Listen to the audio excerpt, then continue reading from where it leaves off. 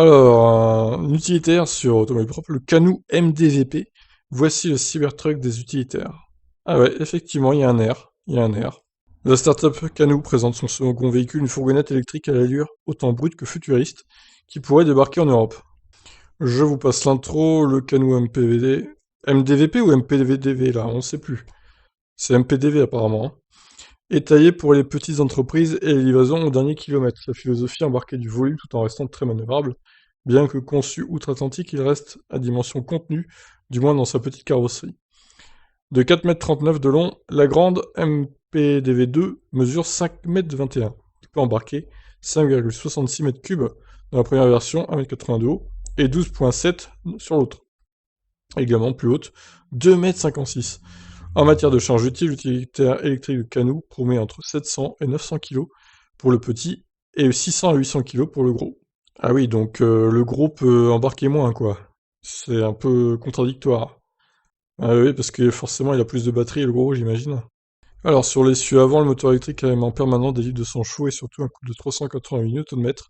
Pour la batterie, 3 capacités au choix, 40, 60 ou 80. 40, c'est pas énorme hein, quand même. L'autonomie varie de 177 à 402 pour le gros modèle et s'étend de 274 à 482 pour le petit. Ouais, forcément le petit est plus léger, j'imagine, et moins dur sur l'aéro, donc il va plus loin. La recharge irait jusqu'à environ 130 kW pour passer de 20 à 80% en 28 minutes, version 80 kWh, ce qui est pas mal. Bien que ça ressemble à un concept, il semble définitif qu'Anou ouvre même les précommandes à 100 $, mais aux États-Unis seulement. Il faudra toutefois patienter avant de le recevoir, puisque la production en petite série n'interviendra qu'en 2022 et plus largement en 2023. Le tarif de base devrait débuter aux alentours de 33 000 $, soit 27 000 euros. Pour l'Europe, l'éventualité d'une commercialisation est envisagée, mais ça ne serait pas avant 2023. Une troisième carrosserie MPDV3, plus typée camion, est également en développement, rentrant la classe 3, donc 4 tonnes, entre 4 tonnes 5 et 6 tonnes 35.